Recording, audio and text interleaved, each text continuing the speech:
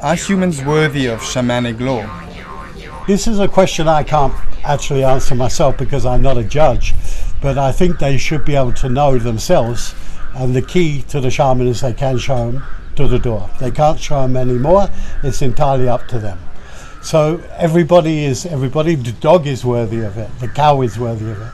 But whether they themselves are worthy of knowing themselves right now is a question that they have to ask themselves. Are they ready to take the journey? Are they ready to seriously make the journey? It's too easy what they're doing. Materialism has created this for them. Now they have luxury materialism. Satsang, luxury of satsang, luxury meditations. Thousands and thousands of dollars are going into this type of materialism, you know, in the name of spirituality. It's not, it's extended materialism, a lifestyle. So if they stay with this, the chances are they may find it. But if they go through the shaman traditions, they'll know it. And if they don't know, it's because they're scared. At least they'll understand what they're not. And if you're scared, you're scared. And this is a human endeavor. So the Mayok planetary system works with me through this to see that they can see their emotional weakness. And that's the main essence of the teaching now of the Jakuti people. Can you talk about the program, which is your teachings? It's a simple program to adjust to what the world needs, not what politicians or priests are giving, but it's something that the monies that come this way, they go that way.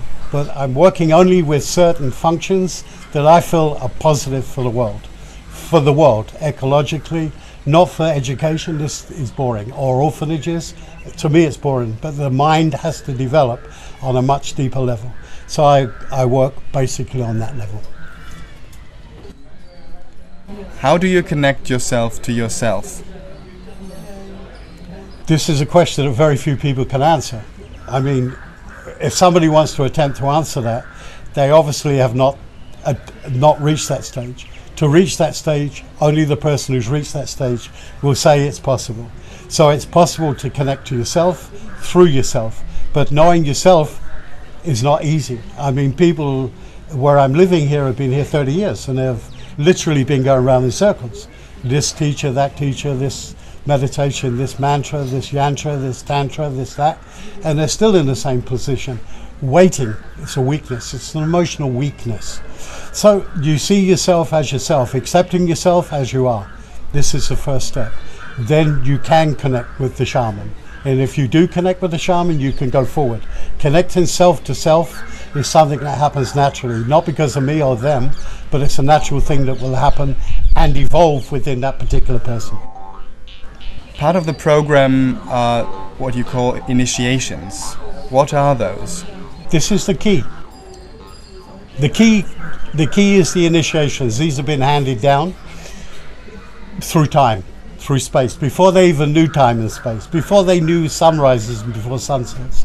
The initiations came, and there's 72 faces of these symbols, 72 faces of animals which we work through. The initiations are the key to you. The initiations are the key to you, so you can stay as long as it's possible in that relaxed state. Simple. So the initiations are the key to the shaman tradition on any level. It's the initiations and the persona of the shaman which makes the person realize that they are the mirror. The shaman is the mirror for them to go forward, to feel that love, to see that harmony. Can the mind be used as a mirror? Of course. I mean, the mind is the mind. The mind, usually most people find, is a mental drain. Once the mind has found its ideal state, its comfort zone, not a comfort zone, its comfort zone where it can be allowed to feel simple things like the breath and find the silence within the mind, then the mind can be used as a mirror. The mind actually is a mirror, but the shaman is the mirror. So the mind and the shaman become one. Give me your mind and I will give you love. This is a simple quote, and it's actually true. Whether the person has the ability and the strength and the truth within themselves to pursue truth it's up to that individual person themselves. So how can you make the mind and its emotions work for you? This is something that this is a personal question, because the mind usually works on that level.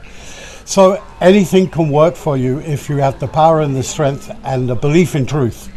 And this sometimes means giving up comforts and things that are so easy that you take for granted.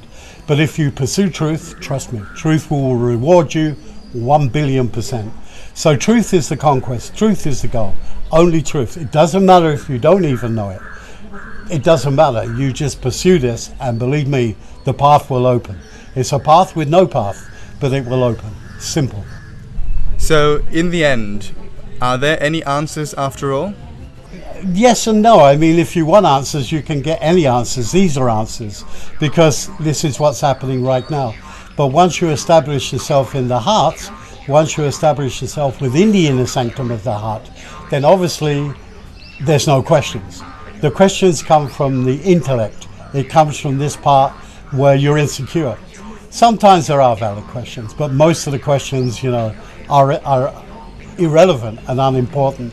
The key for you is just to pursue your own truth, and this, the shaman can help very much. Thank you very much. Thank you.